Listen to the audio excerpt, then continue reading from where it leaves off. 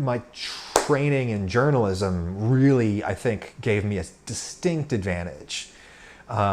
Where, you know, you see even really kind of pretty accomplished and successful YouTubers, they'll open up their video being like, hey, what's good, YouTube? And they'll just like BS for 2 minutes. And, you know, and they'll eventually kind of back into the topic of the day being like, yeah, so you guys were asking about this. And I thought, boy, that'd make like a really, really good video. So you know what? That's what we're going to do today, gang. We're going to look into blah, right? And I'm just like, from having edited pieces by students, you know, for years that kind of started in that kind of rambling way. And I said, how about instead of telling people what you're going to talk about, just start talking about it, right? And that's your lead, right? You know, we know in journalism, you know, for all our flaws in the journalism field, we do know how to write a tight lead, how to get right into something.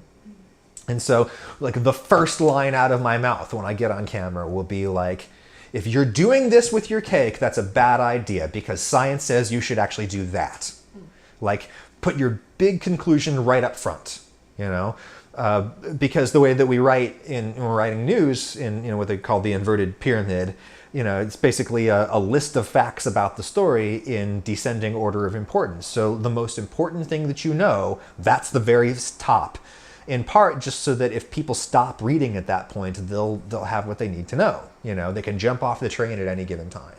And so I really, really try to write like that, which is honestly, it's, you know, in a number of ways, that's kind of counter to your interests, your monetary interests on YouTube. You don't make money by the view.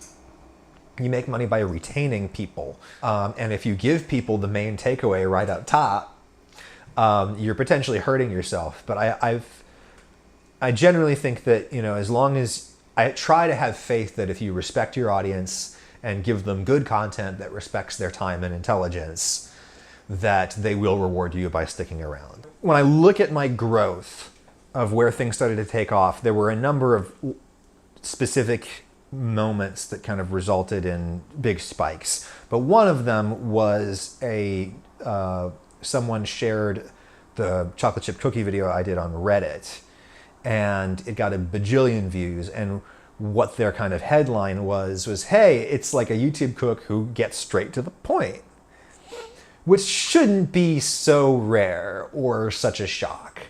But I'm quite happy for that to be my brand. If anything, because I view it as like a win for journalism, right? Journalism needs wins. But because these skills that I have used, they're just a dime a dozen in journalism, right? Like I'm not particularly good at any of that stuff. I'm just good. Like tons of people are. Tons of people who used to have good jobs and now don't. I hope that maybe my story gives a little bit of hope to people who are exiled out of the industry. Your skills have value. They're useful.